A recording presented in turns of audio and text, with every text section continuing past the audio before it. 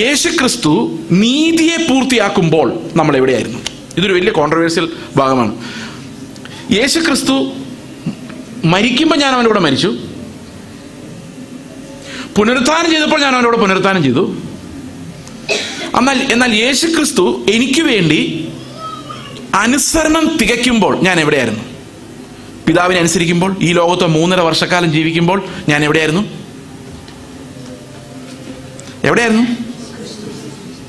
ക്രിസ്തുവിലായിരുന്നു. എവിടെയുണ്ട് വാക്യം? ഒരു കാര്യം ഞാൻ പറയാം. യോഹന്നാൻ യേശുവിനോട് പറയാണ്, നിന്നാൽ സ്നാനമേൽക്കുവാൻ എനിക്ക് ആവശ്യം. നീ എന്തിനാണ് എൻ്റെ കയ്യാൽ സ്നാനമേൽക്കുന്നത്? യേശു എന്തിനാ സ്നാനപ്പെട്ടെ? ആരോട് ചോദിച്ചാലും പറയുന്ന ഒന്നാമത്തെ മറുപടി എന്ന് നമുക്ക് മാതൃക കാണിച്ചു തരാനാണ്. അങ്ങനെ ബൈബിളിലില്ല. യേശു പറഞ്ഞ മറുപടി ഇതാണ്, ഇങ്ങനെ സകല നീതിയും നിവർത്തിക്കുന്നത് നമുക്ക് ഉചിതം. അപ്പൊ യേശുവിന്റെ സ്നാനത്തിന്റെ ഉദ്ദേശം എന്തായിരുന്നു? സകല നീതിയും നിവർത്തിക്കുക. കാൽവരി ക്രൂശിൽ മരിക്കുമ്പോൾ യേശു എന്താ പറയുന്നത്? എല്ലാം നിവൃത്തിയായി. ആർക്ക് വേണ്ടിയാ നീതി നിവർത്തിക്കുന്നേ? ആർക്ക് വേണ്ടിയാ? നമ്മൾ എന്താ കണ്ടത് ഇന്നലെ?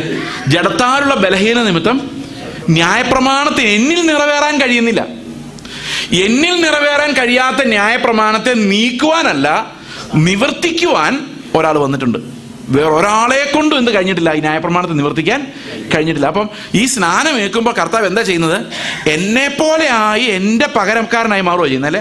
പക്ഷെ സ്നാനപ്പെട്ട അന്നു മുതൽ എനിക്ക് എന്തെല്ലാം ആയുധങ്ങൾ കർത്താവ് തന്നിട്ടുണ്ടോ ഈ പാപത്തെ നേരിടാൻ, അതേ ആയുധങ്ങൾ മാത്രമേ യേശു ഉപയോഗിക്കുന്നുള്ളൂ. അവൻ എന്നെപ്പോലെ ഒരാളായി മാറി, എനിക്ക് പകരക്കാരനായി മാറി.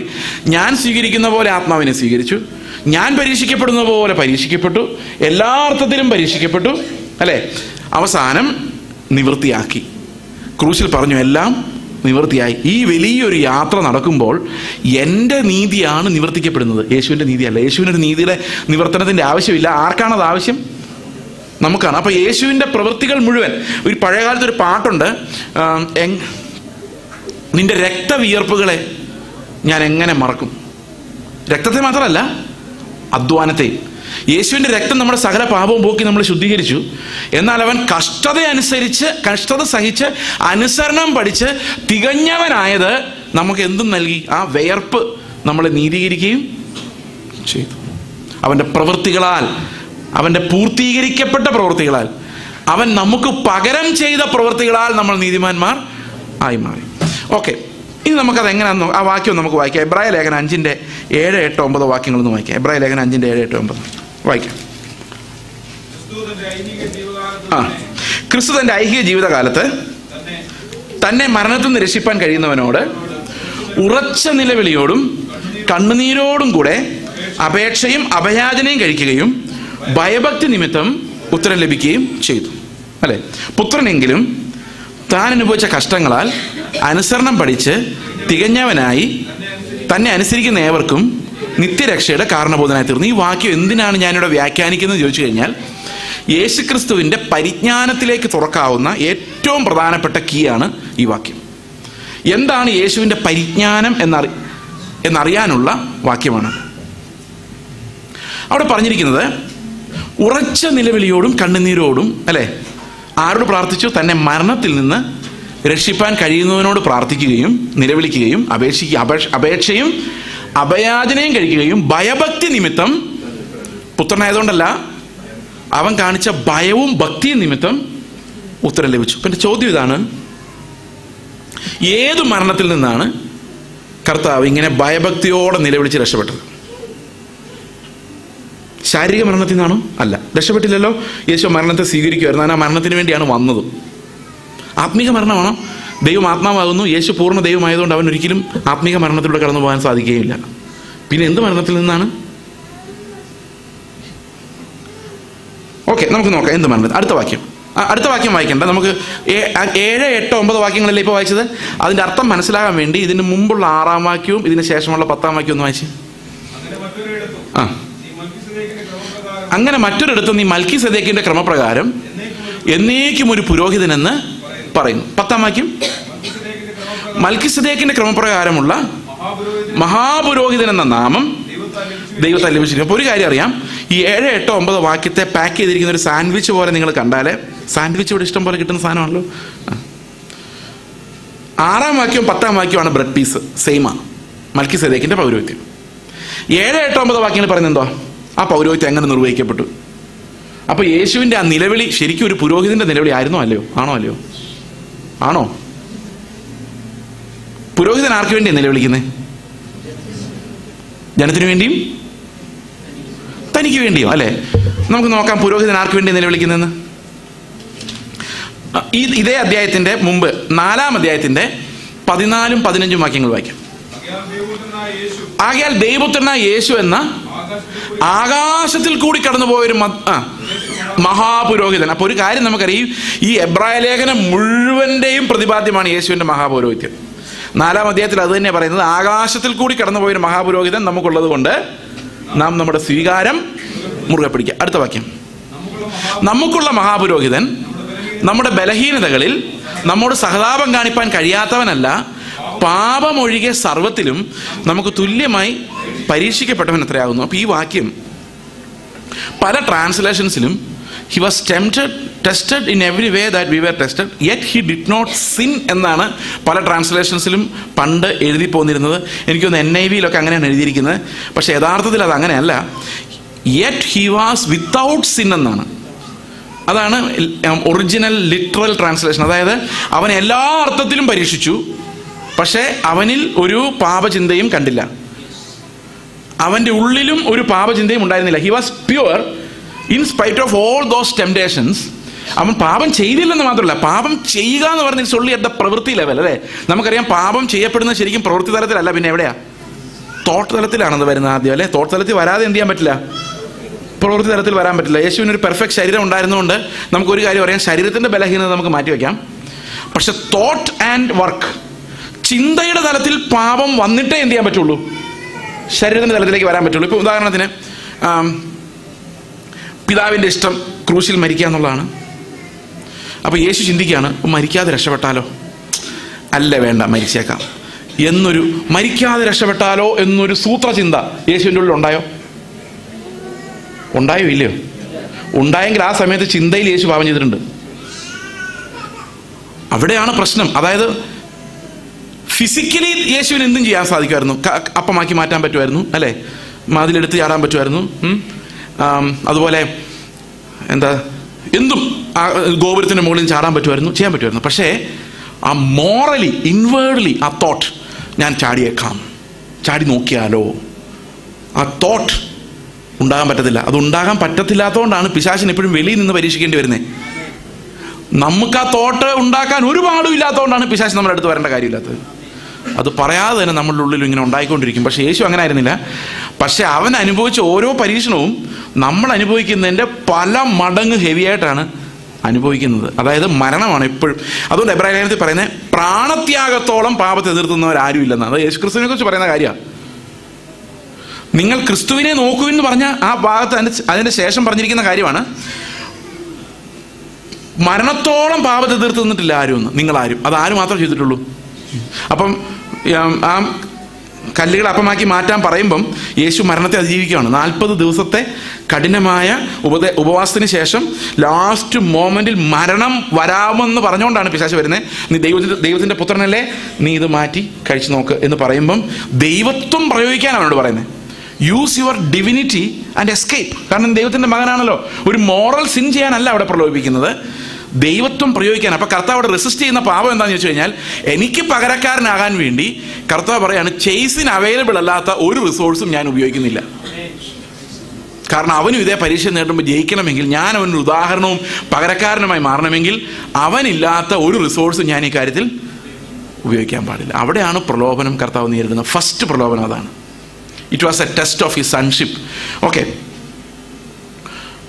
അപ്പോൾ യേശുവിൽ ഒരു പാപമില്ലാത്തത് കൊണ്ടാണ് അവൻ എനിക്ക് വേണ്ടി മരിക്കാൻ പറ്റിയത്. ഹി വാസ് വിത്തൗട്ട് സിൻ എന്നാണ് അവിടെ പറഞ്ഞിരിക്കുന്നത്. എബ്രായ ലേഖനത്തിൽ പറഞ്ഞിരിക്കുന്നത്, അവൻ ആകാശത്തിലൂടെ കടന്നുപോയ ശ്രേഷ്ഠ മഹാപുരോഹിതനാണ്. ആകാശത്തിലൂടെ കടന്നുപോയ, ഭൂമിയിൽ നിന്നുള്ളവനല്ല.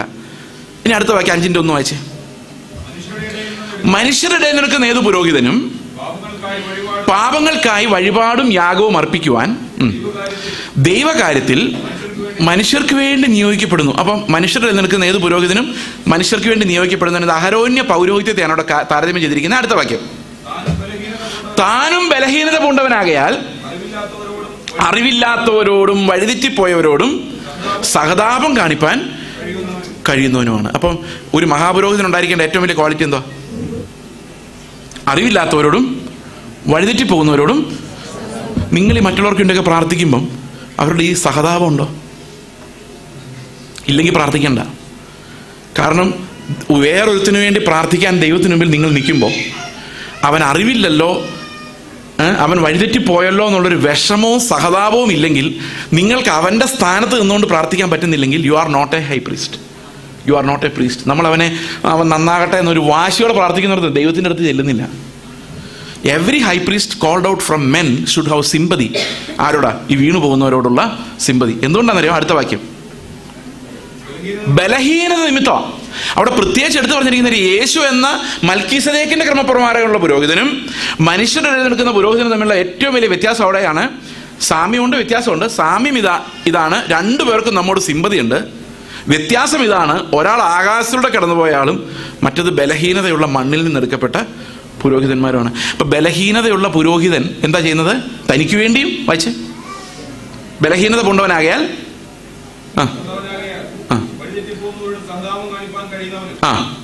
ബലഹീനത നിമിത്തം ജനത്തിനു വേണ്ടി എന്ന പോലെ തനിക്ക് വേണ്ടിയും പാപയാഗം അർപ്പിക്കേണ്ടവനാകുന്നു. അപ്പൊ യേശുവിന്റെ പ്രത്യേകത എന്താ? ജനത്തിനു വേണ്ടി പാപയാഗം അർപ്പിക്കുമ്പോൾ യേശു അവന് വേണ്ടി പാപയാഗം അർപ്പിക്കണ്ട. കാരണം എന്താ? അവൻ ബലഹീനതകളില്ലാതെ ആകാശത്തൂടെ കടന്നുപോയ ഒരു മഹാപുരോഹിതനാണ്. ഇനി താഴോട്ട് വായിക്കുമ്പോൾ മഹാപൗരോഹിത്യം എങ്ങനെ ഉണ്ടായി എന്ന എക്സ്പ്ലനേഷനാണ് പറഞ്ഞേക്കുന്നത്. ഇന്ന് ഞാൻ നിന്നെ ജനിപ്പിച്ചിരിക്കുന്നു എന്ന് പറഞ്ഞ പിതാവ് അവന് നൽകിയതാണെന്നും, അല്ലേ? ഇതിനെക്കുറിച്ചൊക്കെ ഒത്തിരി വിശദീകരിക്കാനുണ്ട്. ആ സമയം ഉണ്ടായ കാര്യം ഞാൻ പറഞ്ഞല്ലോ, അത് ഈ സമയത്ത്, ഇത് എബ്രായ ലേഖനം 5 പറഞ്ഞേക്കുന്നത്. എപ്പോഴാണ് സമയം ഉണ്ടായതെന്ന്? ഇന്ന് ഞാൻ നിന്നെ ജനിപ്പിച്ചിരിക്കുന്നു എന്ന് പറയുന്നിടത്താണ് ആ സമയം ഉണ്ടാകുന്നത്. That's the day when Christ became our high priest. Okay, അതിനുമുമ്പ് കർത്താവില്ലെന്ന് യഹോവസാക്ഷികൾ പറഞ്ഞുകൊണ്ട് വരുന്നത്. പക്ഷെ ഇന്ന് ഞാൻ നിന്നെ ജനിപ്പിച്ചിരിക്കുന്നു പറഞ്ഞത് എങ്ങനെയാണെന്നറിയോ? അനേകം മക്കൾക്ക് ആദിജാതനായി അപ്പോയിന്റ് ചെയ്തിരിക്കുന്നു. സർവ്വ സൃഷ്ടിക്കും ആദിജാതനായി പുത്രൻ വേർതിരിക്കപ്പെട്ടിരിക്കുന്നു എന്ന് പറഞ്ഞാൽ എന്താ അർത്ഥം? അന്ന് മുതൽ അവന്റെ യാഗത്തിന്റെ നിഴലിലാണ് ഈ ഭൂമി സൃഷ്ടിക്കപ്പെടുന്നതും ഇല്ലാതെയാകുന്നതും. ആ ഏകജാതനായ പുത്രൻ ആദ്യജാതനായി പ്രഖ്യാപിക്കപ്പെടുന്നതിനെയാണ് ഈ പൗരോഹിത്യം എന്ന് പറയുന്നത്. അവന്റെ യാഗത്തിലൂടെയാണ് നമ്മളെല്ലാം രണ്ടാം മക്കളായി വരുന്നത് കൊണ്ടാണ് അവൻ ആദിജാതനാകുന്നത്. എങ്ങനെ നിങ്ങളുടെ വീട്ടിൽ ഏകജാതൻ ആദിജാതനാകുന്നത്? എങ്ങനെയാ നിങ്ങളുടെ വീട്ടിലുള്ള ഒരു ഏകജാതൻ എങ്ങനെ ആദിജാതനാകുന്നത്? രണ്ടാമത്തെ കൊച്ചുണ്ടാകുമ്പോഴല്ലേ. അപ്പോൾ സ്വർഗത്തിലെ ഏകജാതനായ കർത്താവ് എങ്ങനെ ആദിജാതനായത്? സർവ്വ സൃഷ്ടിക്കും ആദിജാതനായി അവൻ നിയമിക്കപ്പെടുന്നു എന്ന് പറയുമ്പോൾ അതിനർത്ഥം എന്താ? നമ്മളെ കണ്ടു എന്നല്ലേ? എങ്ങനെ നമ്മളെ കണ്ടത്? അവന്റെ യാഗത്താലല്ലേ. അതുകൊണ്ടല്ലേ ലോകസ്ഥാപനം മുതൽ അറുക്കപ്പെടുന്ന ദൈവത്തിന്റെ കുഞ്ഞാട്. ടൈം നമ്മൾ കണ്ടു. ടൈമിൽ ആദ്യം മുതൽ അവസാനം വരെ അറുക്കപ്പെടുന്ന ദൈവത്തിന്റെ കുഞ്ഞാടെന്ന് പറഞ്ഞാൽ എത്ര പ്രാവശ്യം യേശു അറുക്കപ്പെട്ടു? ആകെ ഒരു പ്രാവശ്യം. പക്ഷെ അത് ദൈവത്തിന്റെ ഹൃദയത്തിൽ നിത്യതയിലാണ് തീരുമാനിക്കപ്പെട്ടത്. നിത്യതയിൽ തീരുമാനിക്കപ്പെട്ട ഒരു കാര്യം സമയത്തിലേക്ക് നമ്മൾ പകർത്തുമ്പം എല്ലാ സെക്കൻഡിലും അതുണ്ടാകണം. ഇപ്പം യേശുവിൻ്റെ മരണത്തിന്റെ നിഴൽ ഈ ലോകത്തുള്ള എല്ലാ സെക്കൻഡിലും നമുക്ക് അവൈലബിൾ ആണ്. അതുകൊണ്ടാണ് ഹാബേലിന്റെ രക്തത്തെക്കാൾ ഗുണകരമായി ഇന്നും സംസാരിക്കുന്ന യേശുവിൻ്റെ രക്തം എന്ന് പറയാൻ കാരണം അവൻ്റെ രക്തം, അവൻ്റെ യാഗം, അവൻ്റെ യാഗത്തിൻ്റെ ബെനിഫിറ്റ്സ് ഓരോ സെക്കൻഡിലും നമ്മൾ രക്ഷിക്കപ്പെടുമ്പോൾ മാത്രമല്ല നമ്മുടെ ജീവിതം അവസാനിക്കുന്നത് വരെ നമുക്ക് വേണ്ടി സംസാരിക്കുന്ന അവൻ്റെ രക്തം, അവൻ്റെ പൗരോഹിത്യം ആദ്യം മുതൽ അവസാനം വരെ നിലനിൽക്കുന്ന ഇറ്റേണൽ പ്രീസ്റ്റ്ഹുഡിനെ കുറിച്ചാണ് ഈ എബ്രായ ലേഖനം പറഞ്ഞു വരുന്നത്. അതിനിടയിലാണ് അവൻ പറയുന്നത് ഈ പൗരോഹിത്യത്തിൽ എന്തെല്ലാം ഉണ്ടായിരുന്നു. ഈ പൗരോഹിത്യത്തിൽ ഉണ്ടായിരുന്ന ഒരു നിലവിളി ഉണ്ടായിരുന്നു, കരച്ചിലുണ്ടായിരുന്നു, ഭയഭക്തിയോടെയുള്ള ഒരു അർപ്പണം ഉണ്ടായിരുന്നു, അനുസരണം ഉണ്ടായിരുന്നു. ഇതെല്ലാം ഉണ്ടായിരുന്ന ആർക്ക് വേണ്ടിയാണെന്നറിയോ? തന്നെ അനുസരിക്കുന്ന ഏവരും. അവിടെ എന്താ എഴുതിയിരിക്കുന്നത്? 9-ാം വാക്യത്തില് നിത്യരക്ഷയുടെ, നമുക്ക് നിത്യരക്ഷയുടെ കാരണബോധനായി തീരാൻ വേണ്ടി. അപ്പം ഞാനിങ്ങനെ ആലോചിക്കുമായിരുന്നു, കർത്താവ് ഇങ്ങനെ പ്രാർത്ഥിക്കാൻ വേണ്ടി രാവിലെ മുഴുവൻ അധ്വാനിച്ച് രോഗികളെ സൗഖ്യമാക്കി ഉപദേശിച്ചു മടുത്തു. നമുക്കറിയാം 1.5 മണിക്കൂർ സംസാരിക്കുമ്പം 2 മണിക്കൂർ സംസാരിക്കുമ്പോൾ നമ്മുടെ അത് മൈക്കുണ്ടായിട്ട് അത് 5000 പേരോടും 10000 പേരോടും മലയുടെ മുകളിൽ കയറി അലറി വിളിച്ച് സംസാരിച്ച് മടുത്ത് ക്ഷീണിച്ച് എല്ലാവരും പറയും നിങ്ങൾ വീട്ടിൽ പോക്കാം മക്കളെ എന്ന് പറഞ്ഞിട്ട് കർത്താവിന് തലചായ്ക്കാൻ സ്ഥലമൊന്നും ഉണ്ടായിരുന്നില്ല. കർത്താവ് ഏതെങ്കിലും മലയുടെ മുകളിൽ പോയിരുന്ന് കരഞ്ഞ് നിലവിളിച്ച് ഉറക്കെ അലറി വിളിച്ച് പ്രാർത്ഥിച്ചുകൊണ്ടിരിക്കുമായിരുന്നു. അല്ലേ? ഇപ്പം ഞാൻ ആലോചിക്കായിരുന്നു എന്തായി പ്രാർത്ഥിക്കുന്നതെന്ന് പോയി നോക്കാം. ഞങ്ങളെയൊക്കെ വീട്ടിൽ വിട്ടിട്ട് കർത്താവ് എന്തായി ചെയ്യുന്നതെന്ന് പോയി നോക്കാം. ചെല്ലുമ്പോൾ കർത്താവ് നിലവിളിക്കുന്നത് എങ്ങനെയാണെന്നറിയോ? എന്നെ മരണത്തിൽ നിന്ന് രക്ഷിക്കണമെന്ന്. ഈ ഞാൻ ആരാന്നറിയോ? മഹാപുരോഹിതൻ എവിടെയാണ് നിൽക്കുന്നത്? അവൻ്റെ ശരീരത്തെ യാഗം അർപ്പിക്കാൻ വേണ്ടി കൃപാസനത്തിൽ നിൽക്കുകയാണ്. യാഗാർപ്പണത്തിൻ്റെ വേദി നിന്നുകൊണ്ട് പറയുന്നത്, എന്നെ മരണത്തിന് ഞാൻ ഏൽപ്പിക്കുകയാണ്, മരണത്തിൽ നിന്ന് എന്നെ രക്ഷിക്കണമേ എന്ന് പറയുമ്പോൾ ആരെ രക്ഷിക്കണമെന്നാ? ആരെല്ലാമാണോ യേശു വഹിക്കുന്നത്, ആരെല്ലാമാണോ യേശു ഓർത്തത്, ആ വേദനയിൽ കർത്താവ് എന്നെ ഓർത്തത് അറിയാമോ? ആ വേദനയിൽ. അപ്പം ഞാൻ പണ്ടൊക്കെ വിചാരിക്കായിരുന്നു പിതാവിന് എന്നോട് കരുണ തോന്നിയിട്ട് എന്നെ രക്ഷിച്ചതെന്ന്. പിന്നെ മനസ്സിലായത് എന്നാ കരുണ തോന്നാനാ? ഒരു കരുണ തോന്നാനുള്ളതും എൻ്റെ കയ്യിലില്ല. പിന്നെ എന്താ ദൈവം എന്നെ രക്ഷിച്ചതെന്ന് ചോദിച്ചു കഴിഞ്ഞാൽ, എനിക്ക് വേണ്ടി മുറവിളിയിട്ട് നിലവിളിക്കുന്ന യേശുവിനോട് അവന് തോന്നിയ കരുണയാണ്. ഈ ചേസിന് വേണ്ടി ഇവൻ എന്താ കരച്ചിലാ കരയുന്നത്, അവനെ രക്ഷിച്ചേക്കാം. അതായത് പാപിയായ ഞാൻ എൻ്റെ പാപത്തിൻ്റെ നരകശിക്ഷയിൽ നിന്ന് രക്ഷപ്പെട്ട് സ്വർഗത്തിലേക്ക് എത്തണമെങ്കിൽ ഞാൻ പിതാവിൻ്റെ കാൽക്കൽ കിടന്ന് എത്രമാത്രം കരയണമായിരുന്നോ അത് മുഴുവൻ യേശു എനിക്ക് വേണ്ടി കരഞ്ഞു തീർത്തു എന്നാണ് അതിനർത്ഥം. ദാറ്റ് മീൻസ് അവൻ്റെ പൗരോഹിത്യം വാസ് പെർഫെക്റ്റ്. ഞാൻ ചെയ്യേണ്ടതെല്ലാം, ഞാൻ കരയേണ്ട കരച്ചിൽ, ഞാൻ ചെയ്യേണ്ട അനുസരണം. ലേവ്യ പൗരോഹിത്യം അങ്ങനല്ല. 2 മണിക്കൂർ 3 മണിക്കൂർ ശുശ്രൂഷ ചെയ്തു തീർന്നു. നിങ്ങൾ ആ 4, 5, 6 തൊട്ട് 10 വരെ വായിച്ചു നോക്കിയാൽ ഇത് 2 കമ്പാരിസണാണ്. എന്നാൽ യേശുവിൻ്റെ മൽക്കിസദേക്കിൻ്റെ ക്രമപ്രകാരമുള്ള പൗരോഹിത്യം അങ്ങനല്ല. അത് അവസാനിക്കുന്നില്ല, അതിൻ്റെ ഉത്തരവാദിത്തങ്ങൾ തീരുന്നില്ല. യേശു അത് തുടർച്ചയായി ചെയ്തുകൊണ്ടിരിക്കുന്നു. അവൻ നമുക്ക് എല്ലാ അർത്ഥത്തിലും പകരക്കാരനായി മാറുന്നതാണ് നമ്മളവിടെ കാണുന്നത്. ഇനി യേശുവിൻ്റെ പുനരുത്ഥാനത്തെക്കുറിച്ച് ഒരു വാക്ക് അവിടെ പറയേണ്ടതായിട്ടുണ്ട്. എന്തുകൊണ്ടാണെന്ന് വെച്ച് കഴിഞ്ഞാൽ, ബൈബിളിൽ മുഴുവൻ കാണുന്നത് പിതാവ് അവനെ മരിച്ചവരുടെ ഇടയിൽ നിന്ന് ഉയർപ്പിച്ചു എന്നല്ലേ? പിതാവ് അവനെ മരിച്ചവരുടെ ഇടയിൽ നിന്ന് ഉയർപ്പിച്ചു. എന്താ സ്വയം എഴുന്നേറ്റ് പോഞ്ഞ്? അവിടെ യേശു യാഗം അർപ്പിച്ചിരിക്കുന്ന ആർക്ക് വേണ്ടിയാ? എനിക്ക് വേണ്ടിയാ. അപ്പൊ യേശു പുനരുത്ഥാനം ചെയ്ത് ആരെല്ലാം ഉയർത്തെഴുന്നേറ്റ് പോകും? പറ, ആരെല്ലാം ഉയർത്തെഴുന്നേറ്റ് പോകും? നമ്മൾ എന്താ കണ്ടത്? യേശുവിനെ പുനരുത്ഥാനം എഴുന്നേൽപ്പിച്ചു പിതാവ്, അവൻ നമ്മളെയും എഴുന്നേൽപ്പിക്കും എന്ന് പറയുമ്പോൾ എന്താ അതിനർത്ഥം? യേശുവിന്റെ പുനരുത്ഥാനം എത്ര പേരുടെ പുനരുത്ഥാനമാണ്? മനസ്സിലാവുന്നില്ല ഞാൻ പറയുന്നത്? ഈ പാപിയായ എൻ്റെയും കൂടെ പുനരുത്ഥാനമാണ്. അപ്പൊ അതിന്റെ സാങ്ഷൻ, അതായത് എന്നെ പിതാവ് രക്ഷിച്ചു, യേശുവിന്റെ യാഗം എനിക്കായുള്ളതായിരുന്നു, അത് പിതാവ് സ്വീകരിച്ചു എന്നുള്ളതിന്റെ തെളിവെന്താ? പിതാവ് അവനെ മരിച്ചവരുടെ നിന്ന് ഉയർപ്പിച്ചു. അപ്പൊ ആരെ ഉയർപ്പിച്ചു? പിതാവ്. എത്ര പേർ ഉയർത്തെഴുന്നേറ്റവരുണ്ട് ഇവിടെ? ഇതിനു വേണ്ടിയാണോ നമ്മൾ സ്തോത്രം ചെയ്യുന്ന ഞായറാഴ്ച കൂടി വരുമ്പോൾ? നമ്മൾ എന്താ ഏറ്റവും വലിയ അനുഗ്രഹം എന്നാണ് വിചാരിച്ചിരിക്കുന്നത്? ഇതിനു വേണ്ടിയാണോ നാം സ്തോത്രം ചെയ്യാറുണ്ടോ? എപ്പോഴെങ്കിലും ജീവിതത്തിൽ ഓർക്കാറുണ്ടോ? യേശുക്രിസ്തു കരഞ്ഞ് നിലവിളിച്ച് എനിക്ക് പകരക്കാരനായ അവൻ അലറി വിളിച്ച് വേദനയുടെ ക്രൂശിൽ പെടയുമ്പം ഞാൻ അനുഭവിക്കേണ്ട പെയിൻ അത്. It was not his pain. എൻ്റെ പകരക്കാരൻ അവൻ്റെ ശരീരത്തിലെ വേദന അനുഭവിക്കുക. He literally is facing that pain and death which I should have paid. ഞാനാ സത്യത്തിൽ അവിടെ അലറി വിളിക്കേണ്ടത്. It is in my place that he is crying like that, അല്ലേ?